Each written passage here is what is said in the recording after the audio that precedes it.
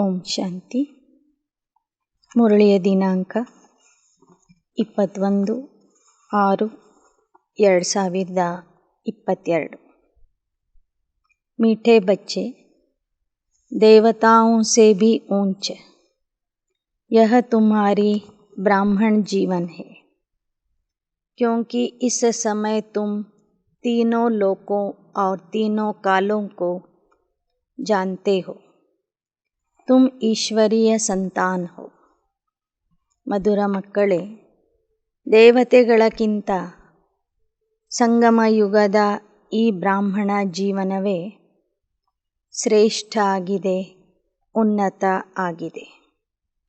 ಏಕೆಂದರೆ ಈ ಸಮಯದಲ್ಲಿ ನೀವು 3 ಲೋಕಗಳನ್ನು ಮತ್ತು 3 ಕಾಲುಗಳನ್ನು ತಿಳ್ಕೊಂಡಿದ್ದೀರಿ. ಈಗ ನೀವು ಈಶ್ವರೀಯ ಸಂತಾನ ಆಗಿದ್ದೀರಿ. ದೇವತೆಗಳಕ್ಕಿಂತ ನಿಮ್ಮ ಈ ಬ್ರಾಹ್ಮಣ ಜೀವನ ಶ್ರೇಷ್ಠವಾಗಿದೆ, ಏಕೆಂದರೆ ನೀವು 3 ಲೋಕಗಳು ಮತ್ತು 3 ಕಾಲಗಳನ್ನು ತಿಳ್ಕೊಂಡಿದ್ದೀರಿ. ಈಗ ನೀವು ಈಶ್ವರೀಯ ಸಂತಾನ ಆಗಿದ್ದೀರಿ. प्रश्न: तुम बच्चे अभी कौन सी ऊंची चढ़ाई चढ़ते हो? ನೀವು ಮಕ್ಕಳು ಯಾವ ಒಂದು ಉನ್ನತವಾದ ಶಿಖರವನ್ನು ಏರ್ತೀರಿ? ಯಾವ ಏರಿಕೆಯಲ್ಲಿ ನೀವು ಹೋಗ್ತಾ ಇದ್ದೀರಿ? ಮನುಷ್ಯ से देवता बनना यह ऊंची चढ़ाई है जिस पर तुम चढ़ रहे हो. कहते हैं चढ़े तो चाखे प्रेम रस, यह बहुत लंबी चढ़ाई है. लेकिन वंडर है जो चढ़ते 1 सेकंड में उतरने में टाइम लगता है. ಮನುಷ್ಯರಿಂದ ದೇವತಾ ಆಗುವ ಈ ಗುರಿ ಏನಿದೆ, ಎತ್ತರದ ಗುರಿಯಾಗಿದೆ. ಈ ಗುರಿಯನ್ನು ತಲುಪೋದಕ್ಕಾಗಿ ನೀವು ಏರ್ತಾ ಇದ್ದೀರಿ. ಏರಿದರೆ ವೈಕುಂಠ ರಸದ ಪ್ರಾಪ್ತಿಯಾಗ್ತದೆ, ಪರಮಾತ್ಮ ಪ್ರೇಮದ ಪ್ರಾಪ್ತಿಯಾಗ್ತದೆ. ಆದರೆ ಇದರಲ್ಲಿ ಆಶ್ಚರ್ಯದ ಮಾತು ಏನಾಗಿದೆ ಅಂದರೆ, ಏರುವುದಕ್ಕೆ ಒಂದೇ ಕ್ಷಣ ಸಾಕು, ಇಳಿಲಿಕ್ಕೆ ಬಹಳ ಸಮಯ ಬೇಕು. प्रश्न: पाप का घड़ा फूटने से ही जय जयकार होती है, इसकी कौन सी निशानी भक्ति मार्ग में है? ಪಾಪದ ಕೊಡ ತುಂಬಿದ ನಂತರ ಅದು ಒಡೆದು ಹೋಗ್ತದೆ. ಹೀಗೆ ಪಾಪದ ಕೊಡ ಒಡೆದ ನಂತರನೇ ಜಯ ಜಯಕಾರ ಆಗಲಿದೆ. ಇದರ ಗುರುತು ಭಕ್ತಿ ಮಾರ್ಗದಲ್ಲಿ ಏನಿದೆ? ಉತ್ತರ: दिखाते हैं घड़े से सीता निकली, अर्थात जब पाप का घड़ा भरकर फूटा तब सीता और राधे का जन्म होता है. ಹೇಳ್ತಾರೆ, ಕೊಡದಿಂದ ಮಡಿಕೆಯಿಂದ ಸೀತೆ ಹುಟ್ಟಿದಳು ಅಂತ. ಅದರ ಅರ್ಥ, ಪ್ರಪಂಚದಲ್ಲಿ ಪಾಪದ ಕೊಡ ತುಂಬಿದಾಗ ಅದು ಒಡೆದು ಹೋಗ್ತದೆ, ವಿನಾಶ ಆಗ್ತದೆ. ಆಗ ಈ ಭೂಮಿಯ ಮೇಲೆ ರಾಧೆ ಮತ್ತು ಸೀತೆಯ ಜನ್ಮ ಆಗ್ತದೆ. ಸತ್ಯಯುಗದಲ್ಲಿ ರಾಧೆಯ ಜನ್ಮ, ತ್ರೇತಾಯುಗದಲ್ಲಿ सीतेय जन्म ಆಗ್ತದೆ. गीत: इस पाप की दुनिया से कहीं दूर ले चलो. ओम शांति. मीठे बच्चों ने गीत सुना, पुकारते हैं पतित दुनिया से पावन दुनिया में ले चलो. अशांति की दुनिया से शांति की दुनिया में ले चलो. बुद्धि में बैठा है।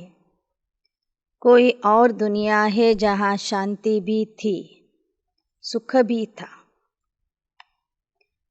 ಭಕ್ತಿ ಮಾರ್ಗದ ಈ ಗೀತೆಯನ್ನು ನೀವು ಕೇಳಿದ್ರಿ. ಭಕ್ತರು ಅನೇಕ ಜನ್ಮಗಳಿಂದ ಹಾಡ್ತಾ ಬಂದಿದ್ದಾರೆ, ಹೇ ಪರಮಾತ್ಮ, ನಮ್ಮನ್ನು ಈ ಪಾಪದ ಪ್ರಪಂಚದಿಂದ, ಪತಿತ ಪ್ರಪಂಚದಿಂದ ಪಾವನ ಪ್ರಪಂಚಕ್ಕೆ ಕರ್ಕೊಂಡು ಹೋಗು. ಅಶಾಂತಿಯ ಜಗತ್ತಿನಿಂದ ಶಾಂತಿಯ ಜಗತ್ತಿನ ಕಡೆಗೆ ಕರ್ಕೊಂಡು ಹೋಗು. ಯಾಕೆ ಅಂದರೆ ಅವರ ಬುದ್ಧಿಯಲ್ಲಿ ಒಂದು ವಿಚಾರ ಇದೆ, ನಂಬಿಕೆ ಇದೆ, ಮತ್ತೊಂದು ಶಾಂತಿ ಅಥವಾ ಸುಖದ ಪ್ರಪಂಚ ಒಂದು ಇರಬಹುದು ಅಂತ. ಆದ್ದರಿಂದ ಕೇಳ್ತಾರೆ, ಈ ಅಶಾಂತಿ ದುಃಖದ ಪ್ರಪಂಚದಿಂದ ನಮಗೆ ಸುಖ ಶಾಂತಿಯ ಪ್ರಪಂಚಕ್ಕೆ ಕರ್ಕೊಂಡು ಹೋಗು ಅಂತ.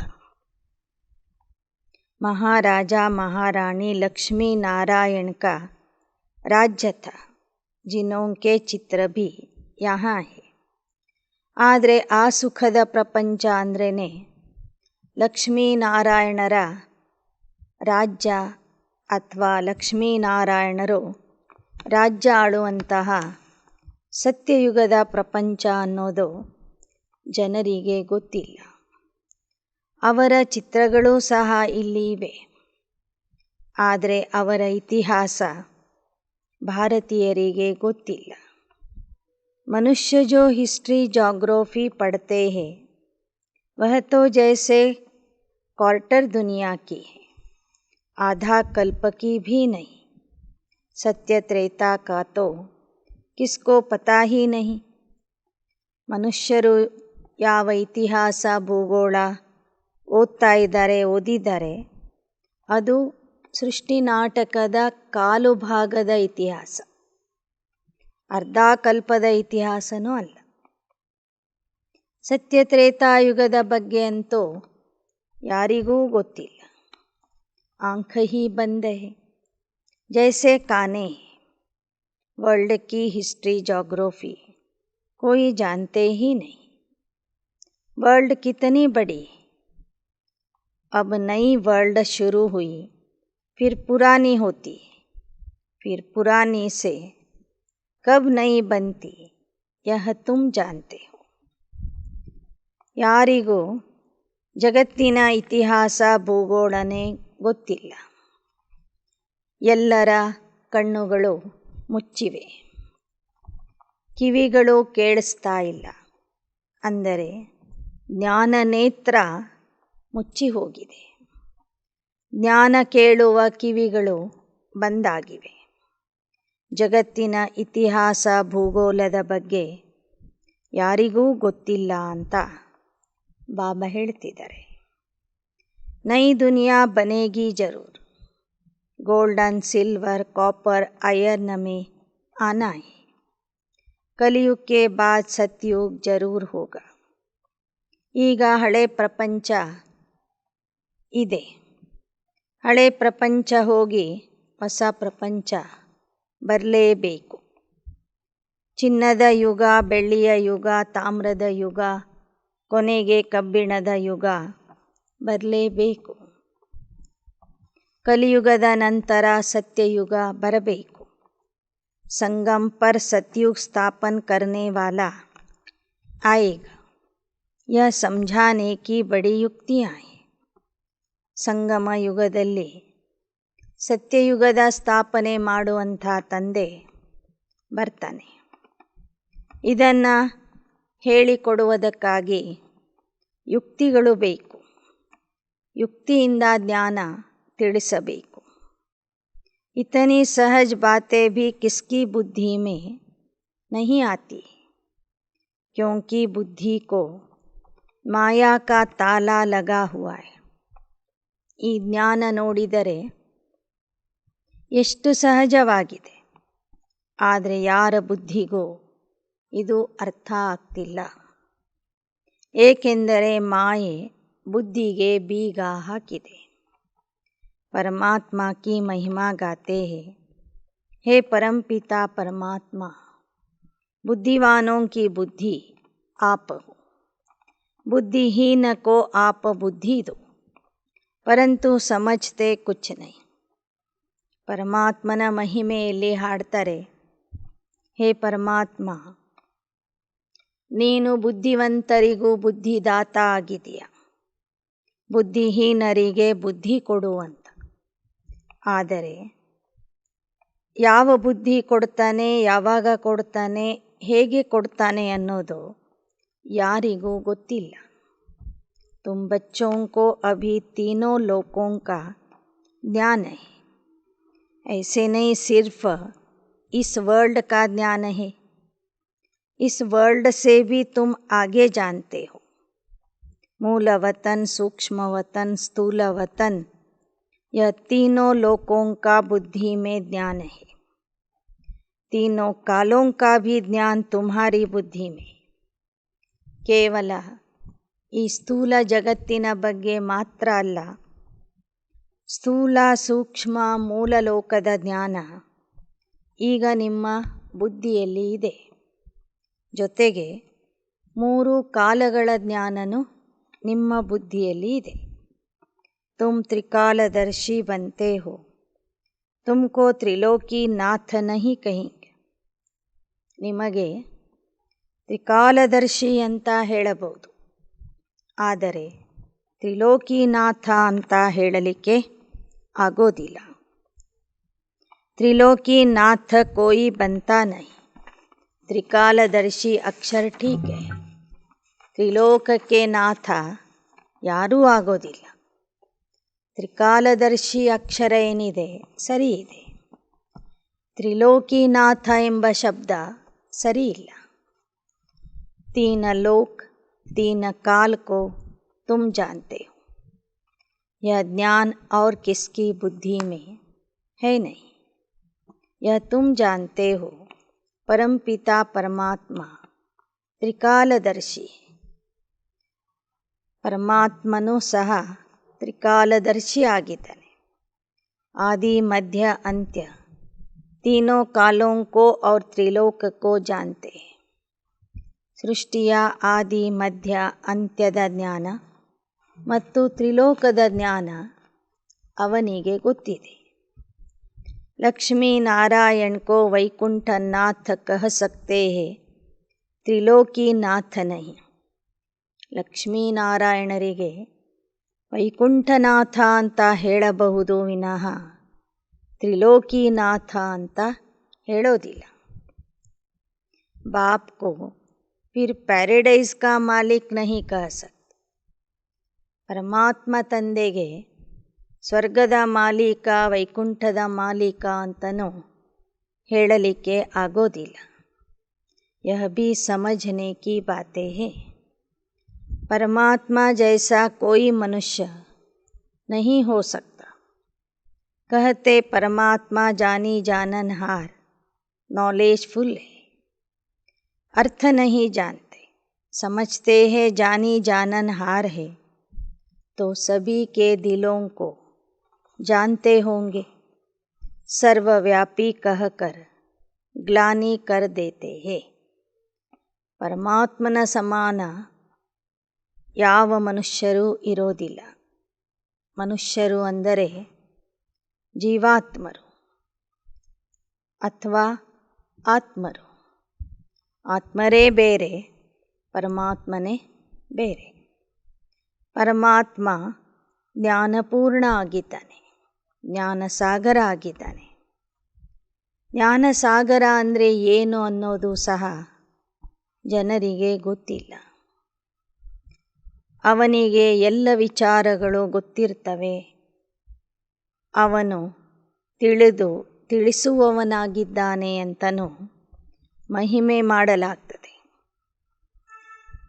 ಆ ಕಾರಣದಿಂದ ಅವನಿಗೆ ಸರ್ವವ್ಯಾಪಿ ಅಂತನೂ ಹೇಳಿಬಿಟ್ರು. ಪ್ರತಿಯೊಬ್ಬರ ಮನಸ್ಸಿನಲ್ಲಿ ನಡೆಯೋದನ್ನು ಅವನು ತಿಳ್ಕೋತಾನೆ ಅಂತ ಆ ಅರ್ಥದಿಂದ ಅವನಿಗೆ ಸರ್ವವ್ಯಾಪಿ ಅಂತನೂ ಹೇಳಿಬಿಟ್ರು. ಅದು ಅವನ ಗ್ಲಾನಿಯಾಗಿದೆ. अब तुम ईश्वरीय वंशावली फिर दैवी वंशावली बनेंगे। ईश्वर बड़ा या सतयुग के देवताएं बड़े? उन देवताओं से बड़े सूक्ष्म वतनवासी है। सूक्ष्म वतनवासी ब्रह्मा बड़ा या वह ಅವ್ಯಕ್ತ ಬ್ರಹ್ಮ ಬಡ?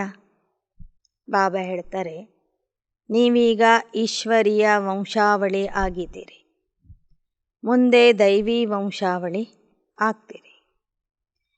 ಈಗ ಈಶ್ವರ ದೊಡ್ಡವನು ಅಥವಾ ಸತ್ಯಯುಗದ ದೇವತೆಗಳು ದೊಡ್ಡವರು? ಅಲ್ಲಿ ನೀವು ದೇವತೆಗಳ ಮಕ್ಕಳಾಗ್ತೀರಿ, ಇಲ್ಲಿ ನೀವು ಪರಮಾತ್ಮನ ಮಕ್ಕಳಾಗಿದ್ದೀರಿ. ಆದ್ದರಿಂದ ಈ ಈಶ್ವರೀಯ ವಂಶನೇ ಶ್ರೇಷ್ಠವಾದದ್ದಾಗಿದೆ. ಸತ್ಯತ್ರೇತಾಯುಗದ ದೇವತೆಗಳಕ್ಕಿಂತ ಸೂಕ್ಷ್ಮವತನವಾಸಿ ದೇವತೆಗಳು ಸಹ ಶ್ರೇಷ್ಠ ಆಗಿದ್ದಾರೆ. ಸ್ಥೂಲ ವತನದಲ್ಲಿ ಇರುವಂಥ ಬ್ರಹ್ಮನಿಗೆ ಪ್ರಜಾಪಿತ ಬ್ರಹ್ಮ ಅಂತ ಹೇಳ್ತಾರೆ. ಸೂಕ್ಷ್ಮವತನದಲ್ಲಿ ಇರುವಂಥ ಬ್ರಹ್ಮನಿಗೆ ಅವ್ಯಕ್ತ ಬ್ರಹ್ಮ, ಸಂಪೂರ್ಣ ಬ್ರಹ್ಮ ಅಥವಾ ಪಾವನ ಫರಿಷ್ಠ ಅಂತ ಹೇಳಲಾಗ್ತದೆ. ಸಾಕಾರ ಬ್ರಹ್ಮನಕ್ಕಿಂತ ಸಂಪೂರ್ಣ ಬ್ರಹ್ಮನ ಮಹತ್ವ ಜಾಸ್ತಿ ಇದೆ, ಮಹಿಮೆನೂ ಜಾಸ್ತಿ ಇದೆ. ಯಾಕೆ ಅಂದರೆ ಅವನು ಸಂಪೂರ್ಣ ಸ್ಥಿತಿಗೆ ತಲುಪಿದ್ದಾನೆ. ब्राह्मणों को अभी अलंकार देंगे तो वह शोभेगा नहीं, इसलिए विष्णु को सुदर्शन चक्र दिखाते. शंख चक्र गदा पद्म, इनका अर्थ भी तुम समझ गए. ಹಾಗೆಯೇ ನೀವೆಲ್ಲ ಬ್ರಾಹ್ಮಣರು ಅಂದರೆ ಪುರುಷಾರ್ಥಿಗಳು. ನೀವು ಸಂಪೂರ್ಣ ಆದ ನಂತರ ದೇವತೆಗಳು ಆಗ್ತೀರಿ, ವಿಷ್ಣು ವಂಶಿಗಳಾಗ್ತೀರಿ. ಅದಕ್ಕಾಗಿ ಭಕ್ತರು ಪರಮಾತ್ಮ ನಿಮಗೆ ಕೊಟ್ಟಿರುವಂಥ ಅಲಂಕಾರಗಳನ್ನು ವಿಷ್ಣುವಿನ ಕೈಯಲ್ಲಿ ಅಥವಾ ದೇವತೆಗಳ ಕೈಗಳಲ್ಲಿ ತೋರಿಸಿದ್ದಾರೆ. सतयुग में लक्ष्मी नारायण को अस्त्र शस्त्र देंगे नहीं, यह अभी की बात है. ವಿಷ್ಣುವಿನ ಕೈಯಲ್ಲಿ ಶಂಕು ಚಕ್ರ ಗದಾ ಪದ್ಮ ಅಂತ ಏನು ತೋರಿಸಿದರೆ ಆ ಯಾವ ಅಲಂಕಾರಗಳು ಸತ್ಯಯುಗದ ಲಕ್ಷ್ಮೀನಾರಾಯಣರ ಕೈಯಲ್ಲಿ ಇರೋದಿಲ್ಲ. ಆ ಎಲ್ಲ ಅಲಂಕಾರಗಳನ್ನು ಪರಮಾತ್ಮ ನಿಮಗೆ ಸಂಗಮ ಯುಗದಲ್ಲಿ ಕೊಡ್ತಾ ಇದ್ದಾನೆ.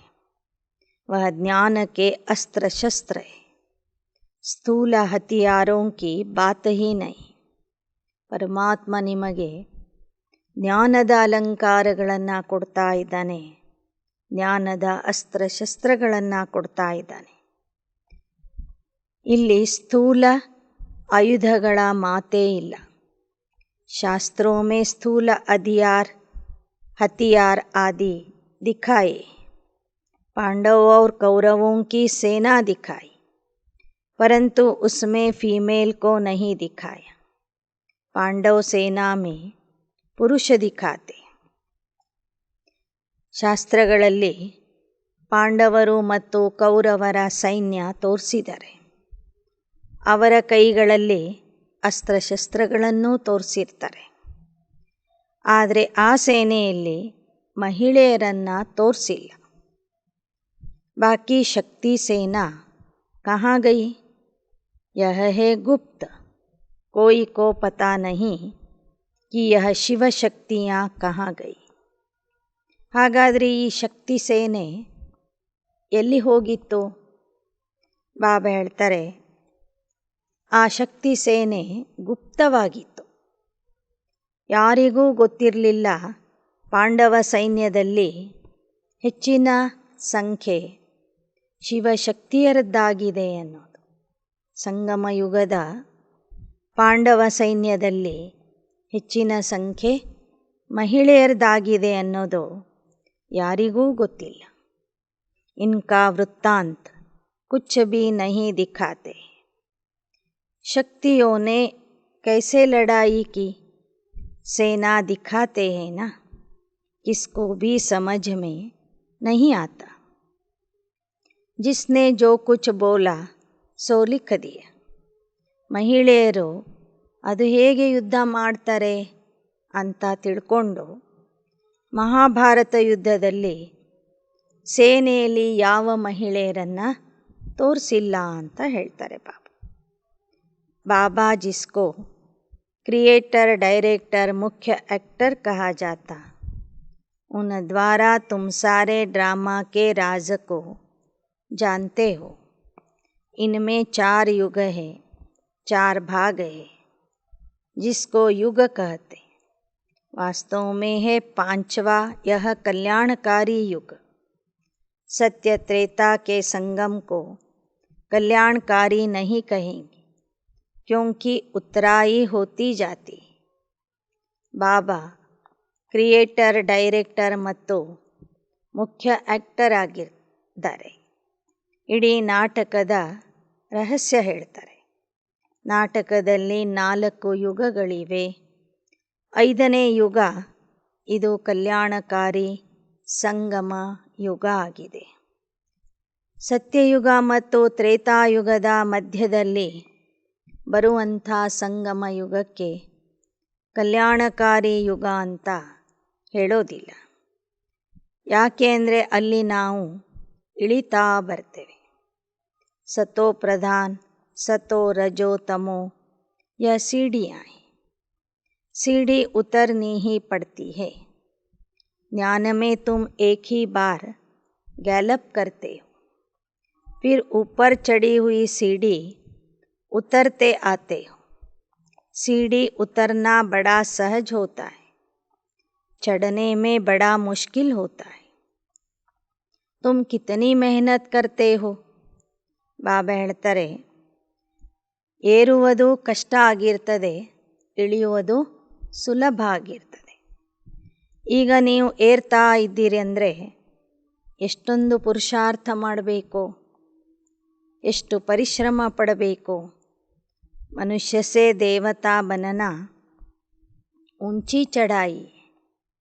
कहते हैं चढ़े तो चाखे प्रेम रस, जानते हो अभी हम चढ़ रहे, फिर गिरते हो तो एकदम चकनाचूर हो जाते हो.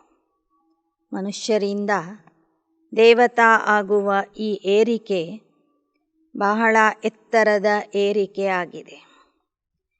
ಯಾರು ಏರಿ ಹೋಗ್ತಾರೆ ಅವರಿಗೆ ಪರಮಾತ್ಮ ಪ್ರೇಮರಸದ ಅನುಭವ ಆಗ್ತದೆ, ವೈಕುಂಠ ರಸ ಸಿಗ್ತದೆ. ಒಂದು ವೇಳೆ ಏರ್ತಾ ಏರ್ತಾ ಬಿದ್ದರೆ ಪುಡಿ ಪುಡಿ ಆಗಿಬಿಡ್ತಾರೆ, ಚಕನಾಚೂರಾಗಿ ಬಿಡ್ತಾರೆ. ಕಿತನಾ ಸಮಯ ಲಗ್ತಾ ಹೈ. ಯಹ ಲಂಬಿ ಚढ़ाई, तुम जानते हो अभी हम चढ़ रहे हैं, फिर उतरेंगे. सेकंड लगता है चढ़ने में, पिछाड़ी में आने वाले सेकंड में चढ़ सकते. ಏರ್ಲಿಕ್ಕೆ ಒಂದೇ ಕ್ಷಣ ಸಾಕು, ಸಂಗಮ ಯುಗದ 100 ವರ್ಷ ಸಾಕು. ಇಳಿಲಿಕ್ಕೆ 5000 ವರ್ಷಗಳು ಬೇಕು. ಕೊನೆಗೆ ಬರುವಂಥವರು ಕ್ಷಣದಲ್ಲಿ ಏರಿ ಬಿಡ್ತಾರೆ ಅಂತ ಬಾಬಾ ಹೇಳ್ತಿದ್ದಾರೆ. ढेर बच्चियाँ हैं, अबलाओं पर अत्याचार होते हैं, मारते हैं. उन्हों के पाप का घड़ा भरता है, जो भरकर फूट जाता. दिखाते हैं ना, घड़े से सीता निकली. अभी तुम सच्ची सच्ची सीताएं निकल रही. ಇಲ್ಲಿ ಅನೇಕ ಮಹಿಳೆಯರು ಜ್ಞಾನ ಮಾರ್ಗಕ್ಕೆ ಬರ್ತಾರೆ. ಅವರಿಗೆ ಮನೆಯಲ್ಲಿ ಬಂಧನ ಮಾಡ್ತಾರೆ, ಅತ್ಯಾಚಾರ ಮಾಡ್ತಾರೆ, ಹಿಂಸೆ ಮಾಡ್ತಾರೆ. ಈ ಥರ ಯಾವಾಗ ವಿರೋಧಿಗಳ ಪಾಪದ ಕೊಡ ತುಂಬುತ್ತದೆ, ಇಡೀ ಜಗತ್ತಿನಲ್ಲಿ ಪಾಪ ಅತಿಯಾಗ್ತದೆ, ಆಗ ಈ ಪಾಪದ ಕೊಡ ಒಡೆದೋಗ್ತದೆ. ಆಗ ಮುಂದೆ ರಾಧೆ ಅಥವಾ ಸೀತೆಯ ಜನ್ಮ ಆಗ್ತದೆ. ಅದಕ್ಕಾಗಿ ಶಾಸ್ತ್ರಗಳಲ್ಲಿ ತೋರಿಸಿದ್ದಾರೆ, ಮಡಿಕೆಯಿಂದ ಅಥವಾ ಕೊಡದಿಂದ ಸೀತೆ ಹುಟ್ಟಿದಳು ಅಂತ. ರಾಧೆ ಭೀ ನಿಕ್ಲಿ ತೋ ಸೀತಾ ಭೀ ನಿಕ್ಲಿ. रघुपति राघव राजा राम लिखने से सीता का नाम डाल दिया. जगत पिता जगत अम्बा फिर राज राजेश्वर राज राजेश्वरी बनते हैं. यही लक्ष्मी नारायण थे, फिर अंत में देखो क्या बन जाते. ಬಾಬಾ ಹೇಳ್ತಾರೆ, ರಘುಪತಿ ರಾಘವ ರಾಜ ರಾಮ್ ಪತೀತ ಪಾವನ ಸೀತಾರಾಮ್ ಅಂತ ಭಾರತದಲ್ಲಿ ಎಲ್ಲರೂ ಮಹಿಮೆ ಮಾಡ್ತಾರೆ. ನಾರಾಯಣನಕ್ಕಿಂತ ಕೃಷ್ಣನಕ್ಕಿಂತನೂ ರಾಮನ ಭಕ್ತಿ ಹೆಚ್ಚಿನ ರೂಪದಲ್ಲಿ ಮಾಡ್ತಾರೆ. ಆ ಕಾರಣದಿಂದ ರಾಮನ ಜೊತೆಗೆ ಸೀತೆಯ ಹೆಸರು ಬರ್ತದೆ. ಅವರ ಲೆಕ್ಕದಲ್ಲಿ ರಾಧೆಯಕ್ಕಿಂತ ಮೊದಲು ಸೀತೆ ಹುಟ್ಟುತ್ತಾಳೆ. ರಾಧಾಕೃಷ್ಣರು ದ್ವಾಪರ ಯುಗದಲ್ಲಿ ಬಂದರು ಅವರ ಲೆಕ್ಕದಲ್ಲಿ. ರಾಮ ಸೀತೆ ತ್ರೇತಾಯುಗದಲ್ಲಿ ಬಂದರು. ಅದಕ್ಕಾಗಿ ಏನು ಬರೆದಿದ್ದಾರೆ, ಪಾಪದ ಕೊಡ ತುಂಬಿದಾಗ ಅದು ಒಡಿತದೆ ಮತ್ತು ಆ ಕೊಡದಿಂದ ಸೀತೆಯ ಜನ್ಮ ಆಗ್ತದೆ ಅಂತ ಬರೆದಿದ್ದಾರೆ. ಆದರೆ ಜ್ಞಾನದ ಪ್ರಕಾರ ಲಕ್ಷ್ಮೀನಾರಾಯಣರೇ ಮೊದಲನೇ ಯುಗದ ಮಹಾರಾಜ ಮಹಾರಾಣಿ, ರಾಜರಾಜೇಶ್ವರ್ ರಾಜರಾಜೇಶ್ವರಿಯಾಗಿರ್ತಾರೆ. ಅವರೇ ಕೊನೆಗೆ ಜಗತ್ತಂಬಾ ಸರಸ್ವತಿ ಮತ್ತು ಜಗತ್ಪಿತಾ ಬ್ರಹ್ಮ ಬಾಬಾ ಆಗ್ತಾರೆ. वहाँ बहुत थोड़े होते, बाद में वृद्धि होती जाती. सतयुग में इतने 33 करोड़ मनुष्य नहीं थे. ಸತ್ಯಯುಗದಲ್ಲಿ 33 ಕೋಟಿ ಜನ ಇರೋದಿಲ್ಲ, ಬಹಳ ಕಡಿಮೆ ಜನ ಇರ್ತಾರೆ. ನಂತರ ವೃದ್ಧಿ ಆಗ್ತಾ ಹೋಗ್ತದೆ. ತುಮ್ ಕಹೆಂಗೆ ಹಮ್ ಪೂಜ್ಯ ವೈಕುಂಠ ನಾಥ ಥೇ, अब पुजारी नर्क के नाथ बने हैं. हम सो का यथार्थ अर्थ न जानने के कारण ही आत्मा सो परमात्मा कह देते. कितना फर्क कर दिया. ನಾವೇ ಪೂಜ್ಯ ವೈಕುಂಠನಾಥ ಆದವರು ಕೊನೆಗೆ ಪೂಜಾರಿ ನರ್ಕದ ನಾಥ ಆಗ್ತೀವಿ. ಇದು ಹಂಸೋ ಮಂತ್ರದ ಯಥಾರ್ಥ ಅರ್ಥ ಆಗಿದೆ. ಈ ಅರ್ಥ ಗೊತ್ತಿಲ್ಲದೇ ಇರುವ ಕಾರಣ ಜನ ಆತ್ಮ ಸೋ ಪರಮಾತ್ಮ, ಪರಮಾತ್ಮ ಸೋ ಆತ್ಮ ಅಂತ ಹೇಳಿಬಿಟ್ರು. ಹಂಸೋ ಸೋಹಂ ಮಂತ್ರದ ಅರ್ಥ ಅವರು ಹೇಳೋದಕ್ಕೂ ನಾವು ಹೇಳೋದಕ್ಕೂ ಎಷ್ಟೊಂದು ವ್ಯತ್ಯಾಸ ಇದೆ. ನಾವು ಹಂಸೋ ಪೂಜ್ಯ ಸೋ ಪೂಜಾರಿ ಅಂತ ಹೇಳ್ತೇವೆ, ಅವರು ಹಂಸೋ ಪರಮಾತ್ಮ ಸೋ ಆತ್ಮ ಅಂತ ಹೇಳ್ತಾರೆ. ಯಹ ಗುಪ್ತ ಬಾತ್ ಬಾಪ್ ಪಢಾತೆ, किसको पता नहीं. गीता में कोई ऐसी बातें थोड़े ही है. यह नॉलेज जिसके पास है वह सिखलाएंगे, अपना पार्ट रिपीट करेंगे. क्राइस्ट अपना पार्ट अपने समय पर रिपीट करेंगे. चक्र फिरता रहता है. इस्लामी बौद्धि फिर अपना पार्ट रिपीट करेंगे. जब एक देवता धर्म रहता है तो और सभी धर्म रहते नहीं. वर्ल्ड तो एक ही है. ಬಾಬಾ ಹೇಳ್ತಾರೆ, ಪರಮಾತ್ಮ ಸಂಗಮ ಯುಗದಲ್ಲಿ ಕೊಡುವ ಜ್ಞಾನ ಭಕ್ತಿ ಮಾರ್ಗದ ಭಗವದ್ಗೀತೆಯಲ್ಲಿ ಇಲ್ಲ. ಈಗ ಈ ಜ್ಞಾನ ಯಾರು ಕಲಿತಾ ಇದ್ದಾರೆ ಅವರದನ್ನು ಜನರಿಗೂ ಕಲಿಸ್ತಾ ಇದ್ದಾರೆ. ಇದೇ ಪಾತ್ರ ಕಲ್ಪಕಲ್ಪಕ್ಕೂ ರಿಪೀಟ್ ಆಗ್ತದೆ. ಕ್ರಿಸ್ತ ಮತ್ತೆ ತನ್ನ ಸಮಯಕ್ಕೆ ಬಂದು ಪಾತ್ರ ಮಾಡ್ತಾನೆ. ಬುದ್ಧ, ಇಬ್ರಾಹಿಂ ಎಲ್ಲ ಧರ್ಮದವರು ಸಹ ತಮ್ಮ ತಮ್ಮ ಸಮಯಕ್ಕೆ ಬಂದು ತಮ್ಮ ಪಾತ್ರ ಅಭಿನಯಿಸ್ತಾರೆ. ದೇವತಾ ಧರ್ಮ ಇದ್ದಾಗ ಇತರ ಯಾವ ಧರ್ಮಗಳು ಇರಲಿಲ್ಲ. वर्ल्ड तो एक ही है. बाप ने क्रिएटर और क्रिएशन का राज समझाया. हर एक मनुष्य का हद का ब्रह्मा है. हर एक मनुष्य हद का ब्रह्मा है. बच्चों को क्रिएट करते, फिर उनकी पालना करते. ಬಾಬಾ ಹೇಳ್ತಾರೆ, ಲೌಕಿಕದ ತಂದೆ ಹದ್ದಿನ ಬ್ರಹ್ಮ ಆಗಿದ್ದಾರೆ. ಮಕ್ಕಳನ್ನು ರಚನೆ ಮಾಡ್ತಾರೆ, ಪಾಲನೆ ಮಾಡ್ತಾರೆ. ಕ್ರಿಯೇಷನ್ ಕೋ ವರ್ಷ ಮಿಲ್ತಾ ಹೈ ರಚಯಿತಾ ಬಾಪ್ ಸೆ. भाई भाई को वर्षा कभी नहीं देते. एक है हद का बाप, वह सभी को मालूम है. हद के बाप से हद का वर्षा मिलता, बेहद के बाप से बेहद का वर्षा मिलता है. ಸೋದರರು ಸೋದರರಿಗೆ ಆಸ್ತಿ ಕೊಡ್ತಾರೆ ಅಂತ ಎಂದೂ ಕೇಳಿಲ್ಲ. ಆಸ್ತಿ ಯಾವತ್ತೂ ತಂದೆಯಿಂದ ಸಿಗ್ತದೆ.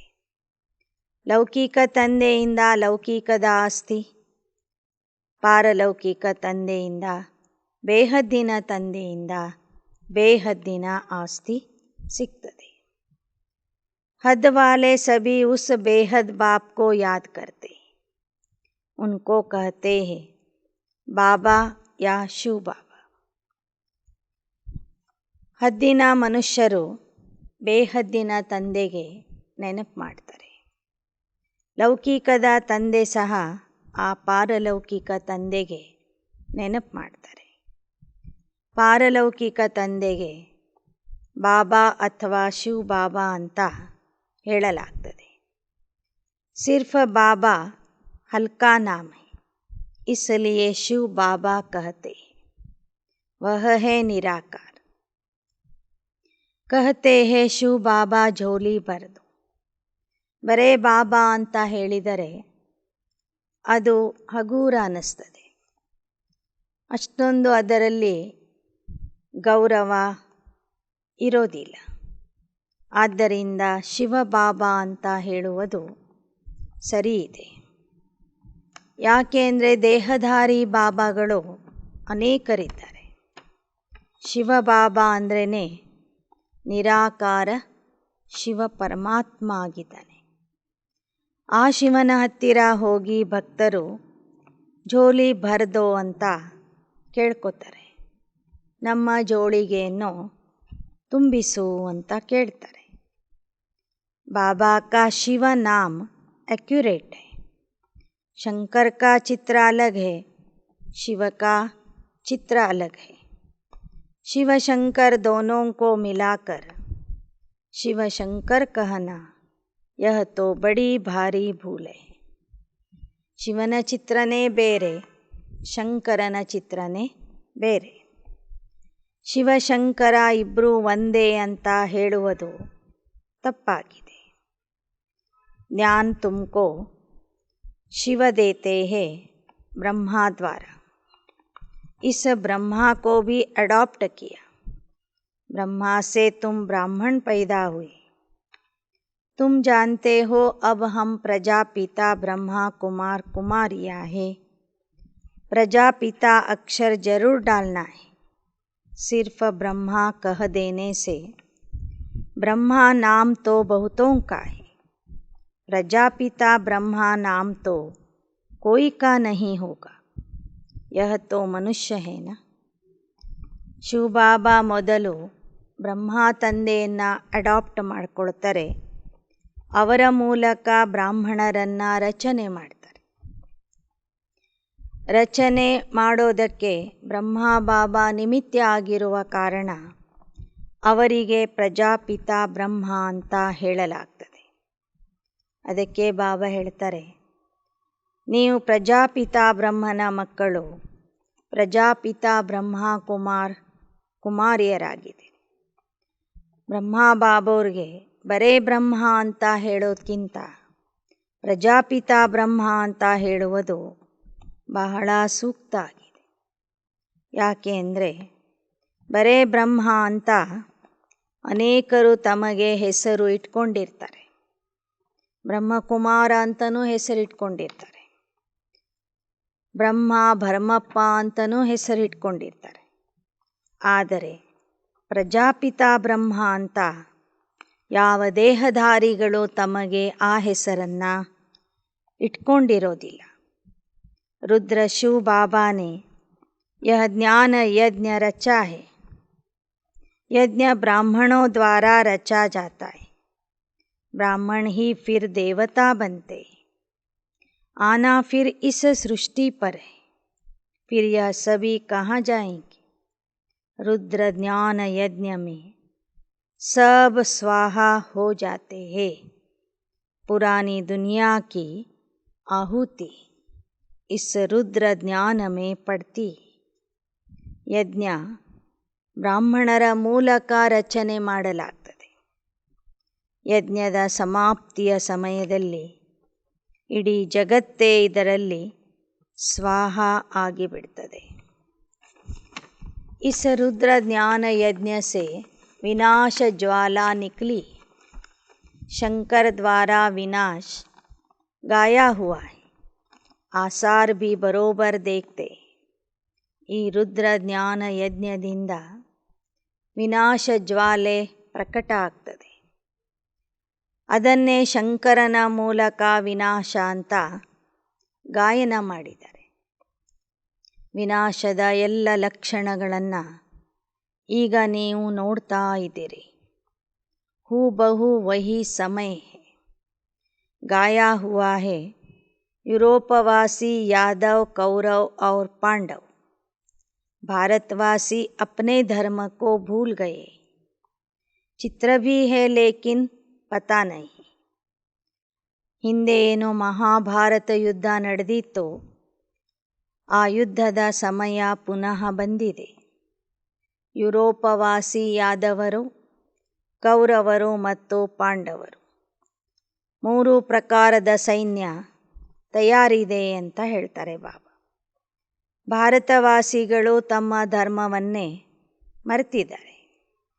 जो धर्म स्थापन करते हैं वही समझाते और कोई वर्ल्ड की हिस्ट्री जोग्राफी समझा न सके.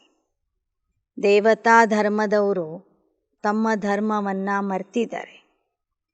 ಆದರೆ ಆ ಧರ್ಮ ಯಾರು ಸ್ಥಾಪನೆ ಮಾಡ್ತಾರೋ ಅವರೇ ಬಂದು ಮತ್ತೆ ಆ ಧರ್ಮದ ಇತಿಹಾಸ ಹೇಳಿಕೊಡ್ತಾರೆ. ಜಗತ್ತಿನ ಇತಿಹಾಸ ಭೂಗೋಳನೂ ಸಹ ಆ ಪರಮಾತ್ಮನೇ ಬಂದು ಹೇಳ್ತಾನೆ. तीनों लोकों का ज्ञान और कोई दे न सके. आगे चलकर तुम्हारी महिमा बढ़ती जाएगी, वृद्धि होगी, बड़ा मकान बनाना पड़ेगा. समझते हो कितने बच्चे आएंगे भी शिक्षा लेने के लिए. बाकी तो ऐसे ही घूमने बहुत आते. ಮುಂದೆ ನಿಮ್ಮ ಮಹಿಮೆ ಹೆಚ್ಚಾಗುವುದು. ಬ್ರಾಹ್ಮಣ ಪರಿವಾರದ ಸಂಖ್ಯೆನೂ ವೃದ್ಧಿಯಾಗುವುದು. ಆಗ ದೊಡ್ಡ ದೊಡ್ಡ ಮನೆಗಳನ್ನು ಕಟ್ಟಡಗಳನ್ನು ಕಟ್ಟಬೇಕಾಗ್ತದೆ. ಎಲ್ಲ ಮಕ್ಕಳು ಮಧುಬನಕ್ಕೆ ಬರುವುದು ಶಿಕ್ಷಣ ಪಡೀಲಿಕ್ಕೆ. ಇನ್ನು ಪ್ರವಾಸ ಮಾಡಲಿಕ್ಕೆ ಬರುವಂಥವರು ಬಹಳ ಜನ ಇದ್ದಾರೆ. ಆದರೆ ಈ ಸಂಸ್ಥೆಗೆ ಬರುವಂಥವರು ಇಲ್ಲಿಯ ಶಿಕ್ಷಣ ಕಲೀಲಿಕ್ಕಾಗಿ ಬರೋರಿದ್ದಾರೆ. समझो कोई एजुकेशन मिनिस्टर आदि आते हैं तो उनको भी नॉलेज समझानी. ಮೌಂಟ್ ಅಬು ನೋಡಲಿಕ್ಕೆ ಬರುವಂಥವರಲ್ಲಿ ಯಾರಾದರೂ VIP ಬಂದಿದ್ದರೆ, ಎಜುಕೇಷನ್ ಮಿನಿಸ್ಟರ್ ಆಗಲಿ ಮತ್ತೊಬ್ಬರಾಗಲಿ ಅಂಥ VIP ಬಂದಾಗ ಅವರಿಗೂ ಸಹ ನೀವು ಮಧುಬನಕ್ಕೆ ಆಶ್ರಮಕ್ಕೆ ಕರೆಸಿ ಜ್ಞಾನ ಹೇಳಬೇಕು. तुम अब ज्ञान सागर द्वारा मास्टर ज्ञान सागर बने हो. हमारी है वर्ल्ड की हिस्ट्री जोग्राफी. ನೀವು ಜ್ಞಾನ ಸಾಗರನ ಮಕ್ಕಳು, ಮಾಸ್ಟರ್ ಜ್ಞಾನ ಸಾಗರ ಆಗಿದ್ದೀರಿ. ಆ ಜ್ಞಾನಸಾಗರ ಹೇಳುವಂತಹ ಜಗತ್ತಿನ ಇತಿಹಾಸ ಭೂಗೋಳವನ್ನು ನೀವು ಬರುವಂಥ ಜನರಿಗೆ ತಿಳಿಸಿರಿ. अच्छा मीठे मीठे सिकीलदे बच्चों प्रति माता पिता बाप दादा का याद प्यार और गुड मॉर्निंग. रूहानी बाप की रूहानी बच्चों को नमस्ते. रूहानी बच्चों की रूहानी बाप दादा को याद प्यार गुड मॉर्निंग और नमस्ते नमस्ते नमस्ते. धारणा के लिए मुख्य सार. बेहद की हिस्ट्री ज्योग्राफी पढ़नी और पढ़ानी है. सर्व अलंकारों को धारण करने के लिए पावन फरिश्ता बनना है.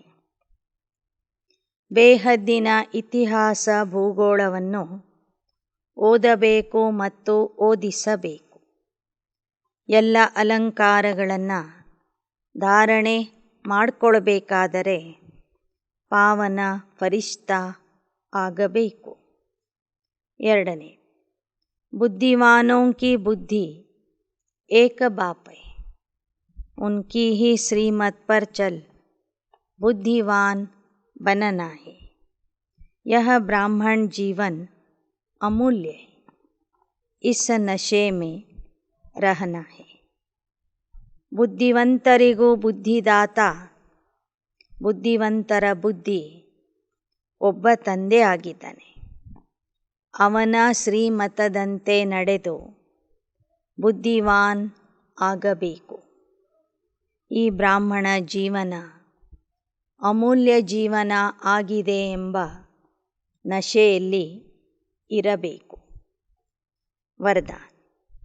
रंग और रूप के साथ साथ संपूर्ण पवित्रता की खुशबू को धारण करने वाले आकर्षण मूर्त भव.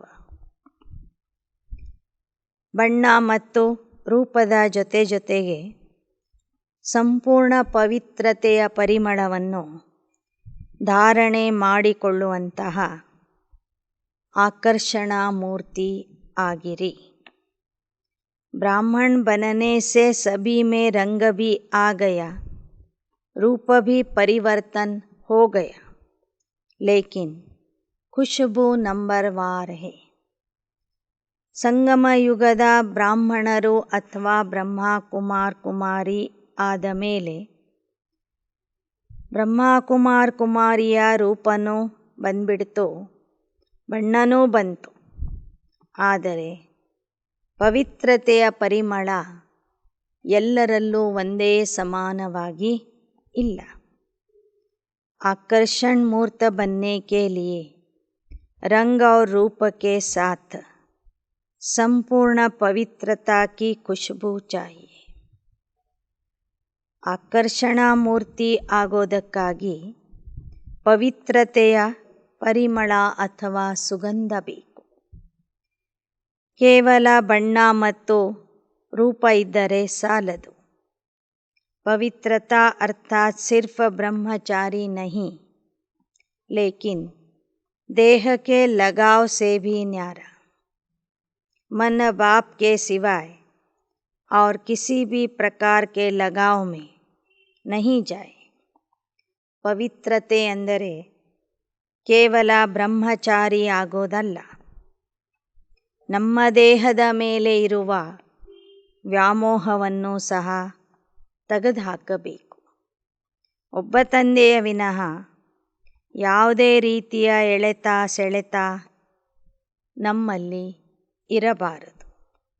तन से ब्रह्मचारी, संबंध में ब्रह्मचारी, संस्कारों में भी ब्रह्मचारी. ऐसी खुशबू वाले रूहानी गुलाब ही आकर्षण मूर्त बनते.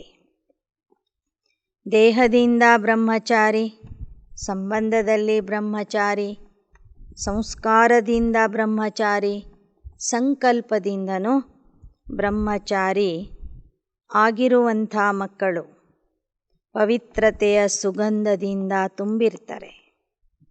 ಆತ್ಮಿಕ ಗುಲಾಬಿ ಹೂವಾಗಿ ಆಕರ್ಷಣಾ ಮೂರ್ತಿ ಆಗ್ತಾರೆ. ಸ್ಲೋಗನ್: यथार्थ सत्य को परख लो तो अतीन्द्रिय सुख का अनुभव करना सहज हो जाएगा. ಯಥಾರ್ಥ ಸತ್ಯವನ್ನು ಗುರುತಿಸ್ರಿ, ಪರೀಕ್ಷೆ ಮಾಡಿರಿ. ಆಗ ಅತೀಂದ್ರಿಯ ಸುಖದ ಅನುಭವ ಮಾಡುವುದು ಸಹಜ ಆಗುವುದು. ಯಥಾರ್ಥ ಸತ್ಯವನ್ನು ಗುರುತಿಸಿ ಆಗ ಅತೀಂದ್ರಿಯ ಸುಖದ ಅನುಭವ ಮಾಡುವುದು ನಿಮಗೆ ಸಹಜ ಆಗುವುದು. ಅಚ್ಚಾ. ಓಂ ಶಾಂತಿ. ಓಂ ಶಾಂತಿ.